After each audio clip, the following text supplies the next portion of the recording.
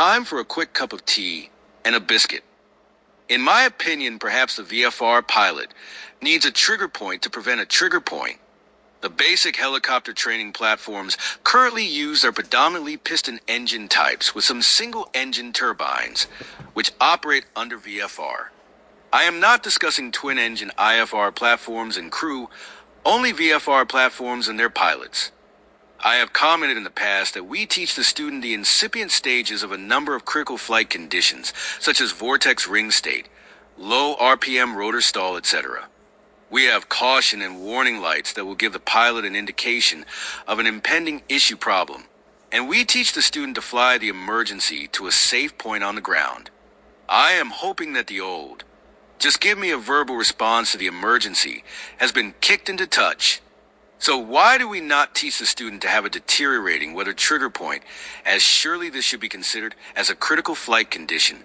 A point at which the student, who is flying under VFR conditions, is required to action the Plan B, which is to divert, return, or land, whatever the plan was. Execute it and live. Instructors need to instill this procedure into the pilot's mindset, just like any other emergency procedure training.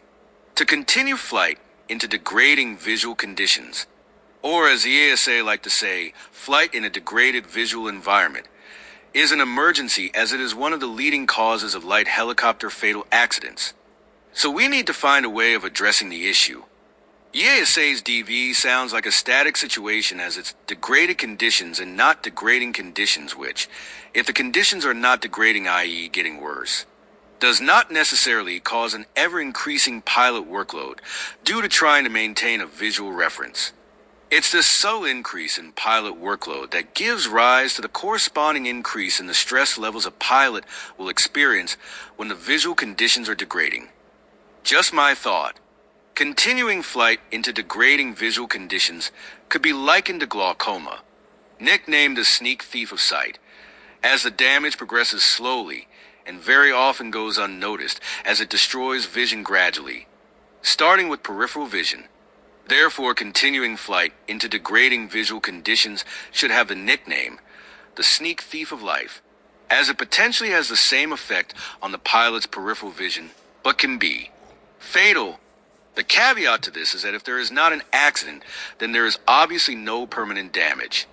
However, the big difference between glaucoma and continuing flight into degrading visual conditions is that the brain does not see the deterioration caused by glaucoma as a threat.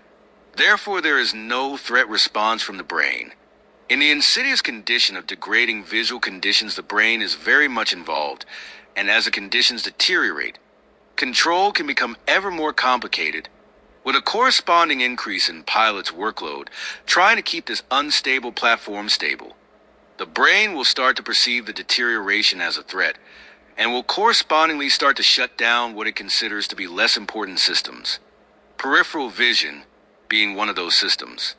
Unfortunately, the pilot may think they are still safe, possibly from a sense of confidence because they have perhaps been in this situation before and survived, which leads them to continue. Just like glaucoma, the deteriorating visual conditions cause an unnoticed loss of peripheral vision. This will continue until the reduced perceptual stimuli eventually gives the pilot a mismatch in their sense experience. This loss of inner and external control is rapid and will trigger the fight or flight response. This is the point at which the pilot is very quickly overwhelmed. It takes them from in control to a rapid deterioration of control, leading to spatial disorientation, which is fast and unpredictable. The end result is usually a high-speed impact with the ground. Non-survivable.